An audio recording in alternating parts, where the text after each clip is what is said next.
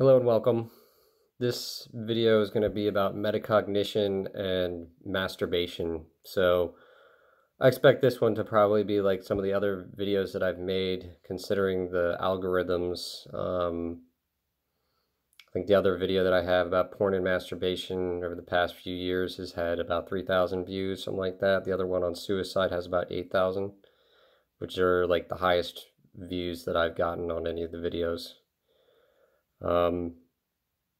Basically right now I'm making this video instead of masturbating. Like I got the urge all of a sudden. It's been a few days. I'm sort of trying to just not masturbate. I watched a video where it was basically, and I mean, it's understandable. The guy was basically saying, look, each sperm has the ability to create a human life. So think about the potential energy that's there.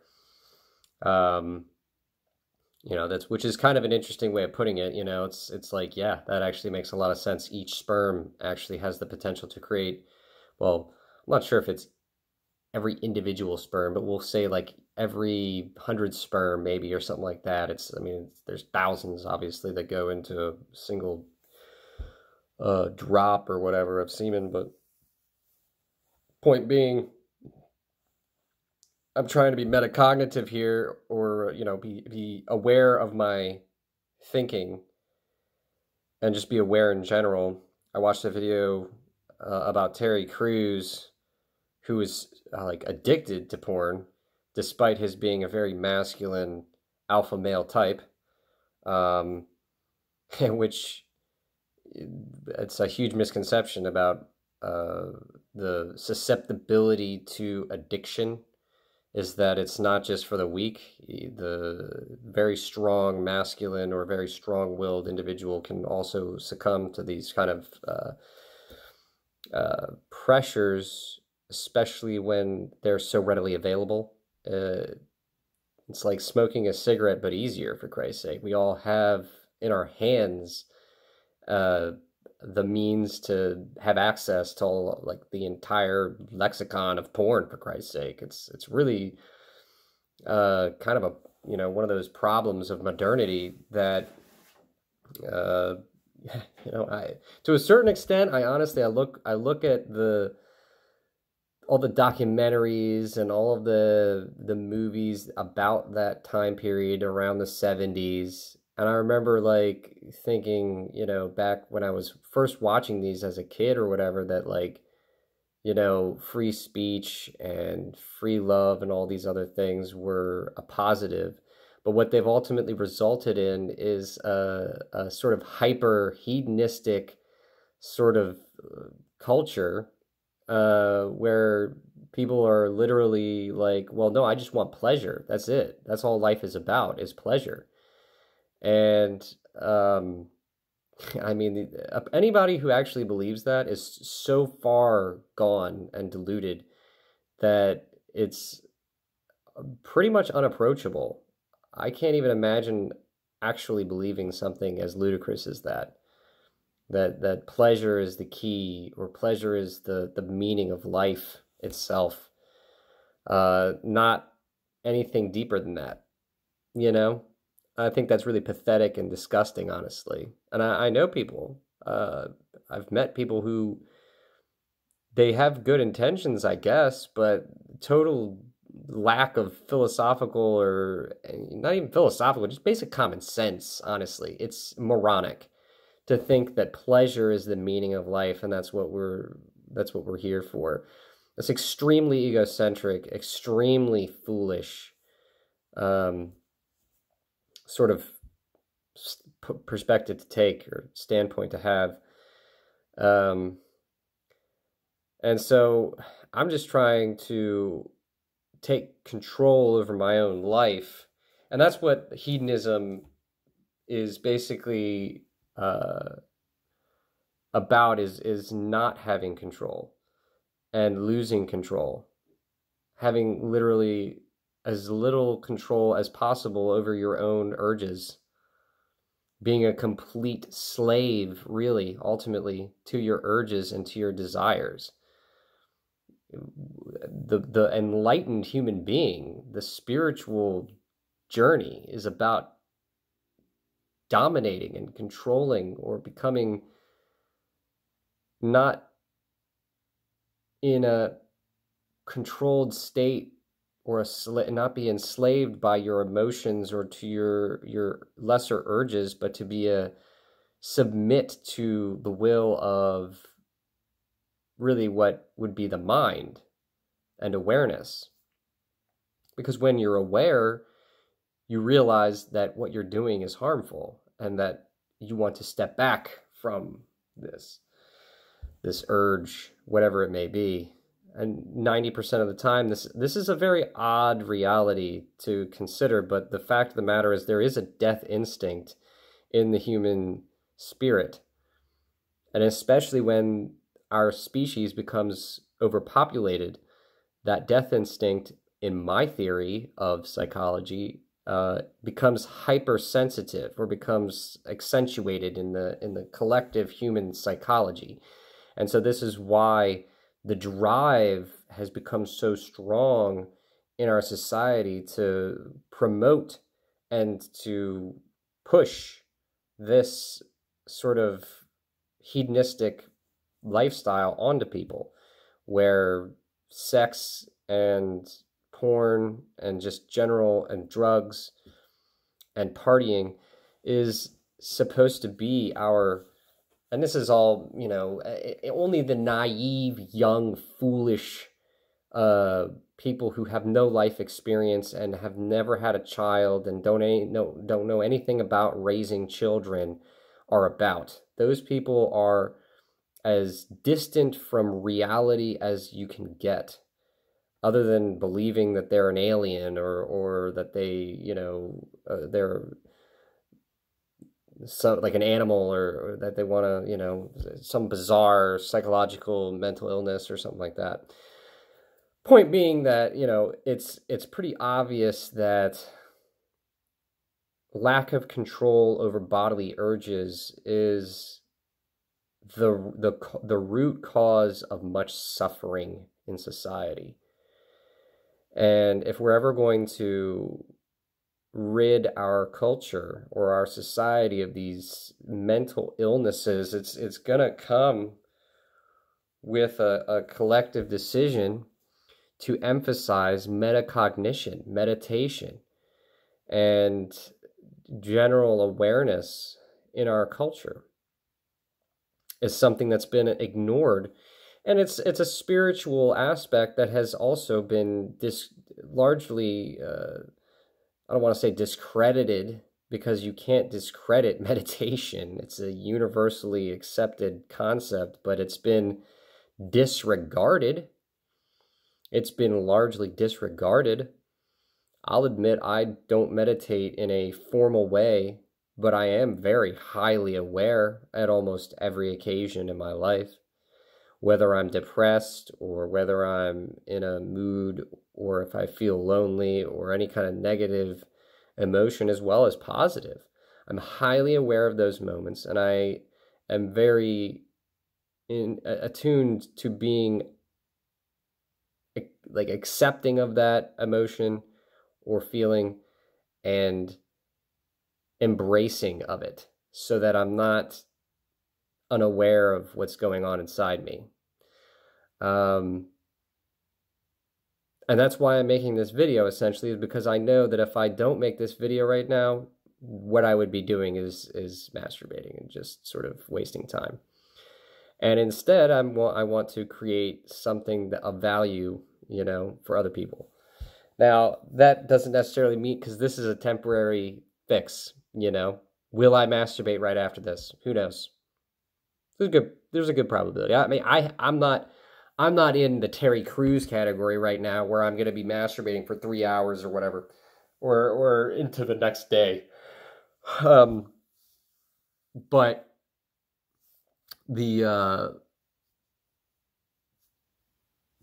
urge to, I'm not into astrology either, but it is something of, like, I'm a Scorpio, so I think that to a certain extent, regardless of whether or not that's a factor, I'm a very sexually energetic person, and so the urge to masturbate or to release that energy is very strong, very strong. Even especially after it's accumulated. I mean, it's like I said, it's been a few days, so this energy has accumulated, and I feel it swelling up inside of me to the point where if I don't release it, I don't know where or how to direct it. And maybe that's my fundamental problem in life, is the inability to correctly direct these energy flows that exist in my body towards a more beneficial or a better sort of outflow or something. I mean, I'm a very sort of passionate person, but at the same time, the passions need to be conquered. It reminds me of like, you know, the Knights Templar. I was watching this show about the Knights Templar, and it's like, you know, this brotherhood of dudes where they just commit to chastity and stuff. And it's like, I've never been a Christian, never had a Christian ethic, but as I've noted, as I have witnessed the fruits of these kinds of uh, misguided actions or habits and behaviors, I've come to realize that there is a lot of wisdom to be had in the sort of spiritual philosophy that comes along with that. And I think a lot of that is also alchemy and Christian Hermetic sort of esotericism, because what you're doing is really trying to redirect the energy flow inside of your body. And it's like, you know, the chakra energy or whatever, you know. I mean, the fundamental reality is that there are energy flows. And the generative energy is probably the greatest source of energy. I mean, the sexual energy is it's an incredible, powerful energy. It's like, psychologically speaking, I almost have no choice, I feel like, you know, like it's a not even just an urge, it's a tug. Something is pulling me, you know, to really give in to this physical urge that has, I mean, it's the instinct even to release this. You know, obviously with the act of masturbation is an illusion that we perform on our own bodies to give the body a sense that it has copulated and that it might have reproduced. I mean, that's the sort of illusion of reproduction. And so the more we masturbate, the more the body feels like, you know, it's done its job. And I mean, if I had produced a child for every time I masturbated, I would literally be like Genghis Khan or some shit, you know? Like, and I think Genghis Khan, you know, was probably the most male, was probably the most prolific human being in the history of the world. I would have to imagine, right? Like, because Asia is basically entirely populated by his lineage, which is insane. That's crazy as fuck, honestly. That's the craziest fuck that are ever fucked. I mean, wow. Genghis Khan. You know, you got to give him a little bit of credit. That guy, he didn't masturbate, but he procreated like everyone in the modern era masturbates. It's wild to think about. So yeah, that's the kind of level of urge or like energy that is drawn into this psychologically and otherwise, is that it's like, you know, I almost have no other choice but to fulfill this act and this urge to relent. And like, I don't feel as though I'm strong enough to withstand that urge. I've been masturbating relatively consistently since I was like a kid, because I watched porn on my brother's computer. And you know, it's funny because the computer is like, and I think the first video porn, I mean, like I had access to, like, you know, porn mags or something like that when I was really young, but and I think that was when I really started first masturbating or whatever, was to pictures, like almost everybody else before the internet. But the fact that the internet exists and that this amount of pornography is available, I mean, it's absolutely crazy. I mean, you have to admit, free porn on the internet is so accessible now. It's like YouTube, for Christ's sake. I mean, holy hell, that is just insane. And you have to wonder, you know, if the Christians in the 60s and 70s weren't right about everything, that the cultural decline that's happened has nothing, it doesn't have anything to do with the amount of porn that we're watching as a society. The level of dehumanization towards women because of the porn addiction that men end up incurring. I mean, come on. It's unrealistic, and it's disingenuous to say, "Oh no, I mean, I watch porn, but I don't think that me watching porn about guys pissing on chicks' faces is dehumanizing or demeaning." They want to be in that scenario. Some women like to be in porn. Yeah, give me a fucking break, okay? These girls, more often than not, have no other outlet, no other chance in life. They believe. I think that there's I met a woman who I fell in love with and I couldn't be with, though she was the most beautiful woman that I'd ever fallen in love with, and I think that fell in love with me at the time, who at one point in her life was a stripper, or like a go-go dancer. I think it was a stripper, actually. And when she was at the bar, you know, I think not stripping at the time, but like walking around in the bar, someone came up to her and stopped her and said, "What do I got to do to get you out of this shit? Because you don't belong here." And her response was, "You're crazy, blah, blah, blah." And then eventually, as time went on, he actually literally became like her stepfather, or her father, her dad. He helped her out of that situation, and she became successful. She actually makes clothing, designer clothing at this point, dresses. I mean, it's actually quite amazing.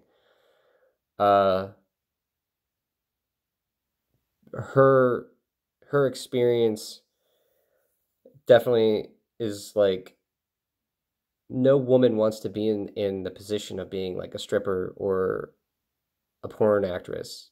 It's not what women would prefer to be in society. They end up there because of horrible circumstances that they can't deal with. They don't have the money to see a psychologist or a psychologist or psychiatrist or a counselor. And frankly, it's embarrassing as well. So to be deluded enough to think that pornography, and there are women who defend it as well. It's like, you know, I get it, women empowerment and shit, but that's not women's empowerment. And sex work is not something that mothers want for their daughters or fathers for their daughters. It's not what daughters want for themselves if they've been raised properly. And the women who are out there defending that shit have not been raised properly.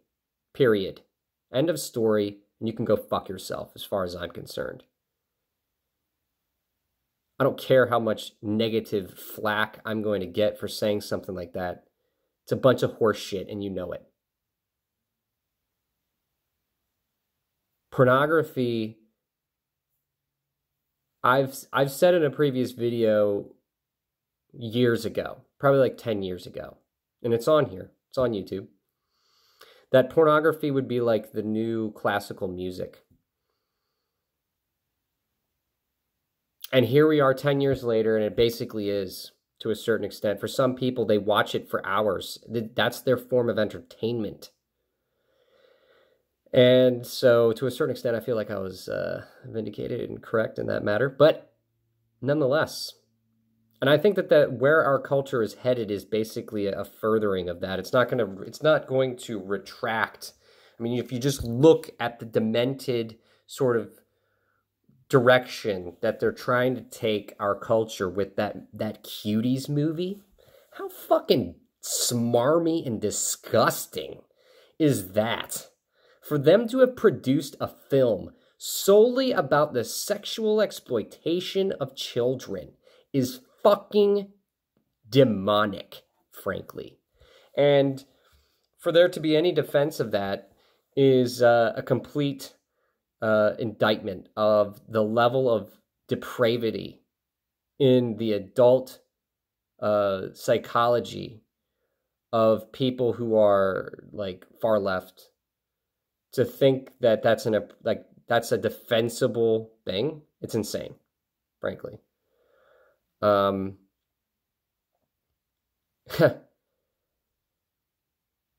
it's like, you know, it's hypocritical. So that's why it's like I want to get off the porn train, is because it's hypocritical of me. I see the fact that this shit is destroying our culture, and yet I'm just as culpable in it, and consuming the same product that everybody else is. And I don't have a wife. I mean, I want to have a wife. I have someone in mind that I would like to marry. But, you know, unfortunately, women in our culture tend to make mistakes about who they want to be with, because it's a matter of convenience more often than not, and not a matter of actual compatibility. It's about who's available and not who's the best match for me. It's a sad state of affairs. And so, but you end up, I mean, the amount of abuse that is leveled on women because of the inability of men or boys to recognize what it is they want in life, as opposed to, and what it is they need in life, as opposed to their lesser animalistic urges. And quite frankly, also, I would say that the best solution to the overall problem of premarital sex and unexpected pregnancies and unplanned pregnancies and that whole thing, and like the problem of abortion, is to give young boys the option to have a temporary surgery to prevent their ejaculation one way or another, be it via vasectomy or whatever modern methods that can be conducted by our technological world. I mean, why it's all on the women to prevent pregnancy, although men, you can have condoms and shit, but no man wants to wear a goddamn condom. Let's be real. Let's be real. It totally numbs the penis, and it makes it impossible for you to feel the whole point of sex is to get a incredibly satisfying feeling of pleasure in the sex organ. And if you take that away, More often than not, men just yank that shit off, bro. It's fucking, you know, it doesn't. So the best thing that we can do really is to, you know, prevent ejaculation altogether. And the best way to do that is to surgically, you know, vasectomy or some kind of way to basically block up that passageway. And then at that point, you're retaining the semen. Your body just naturally recycles it.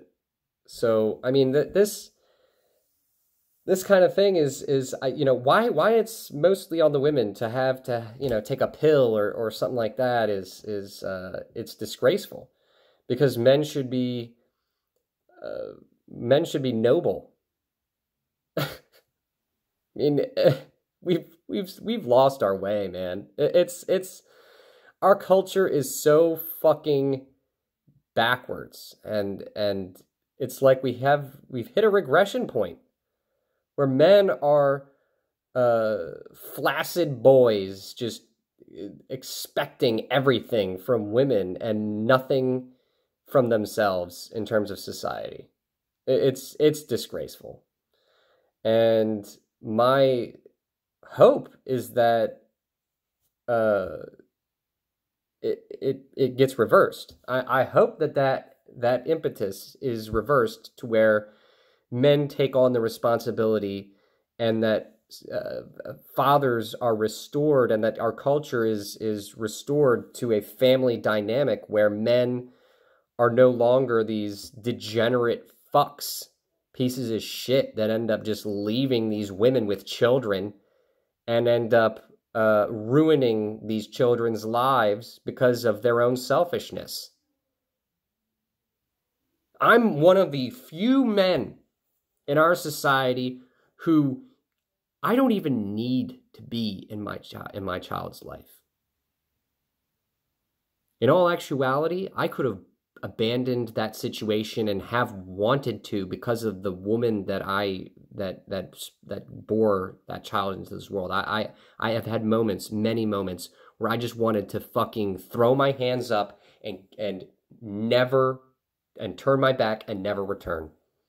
But I can't. I can't allow myself to be so dishonorable and so harmful to that child's life that I would abandon them. Because I know what the outcome is going to be. And I know that it's like the starfish parable, where it mattered to that one. I'm not saving the whole of society. I'm saving that one little girl from becoming a prostitute, or from becoming an OnlyFans practitioner or whatever. I'm preventing her from being a degenerate like the rest of our society and culture by being in her life. By sticking around and saying, hey, that's not right. You shouldn't be that. You shouldn't do that. It's good to be a good person. Because nobody else will. And I know this. I know it goddamn well that that is the truth. Somebody has to protect these children and guide them. And if nobody else will, well, goddamn it, I will. So, any case, on that note, I guess I'm going to say goodbye. Thank you for watching. Love and appreciation. Peace.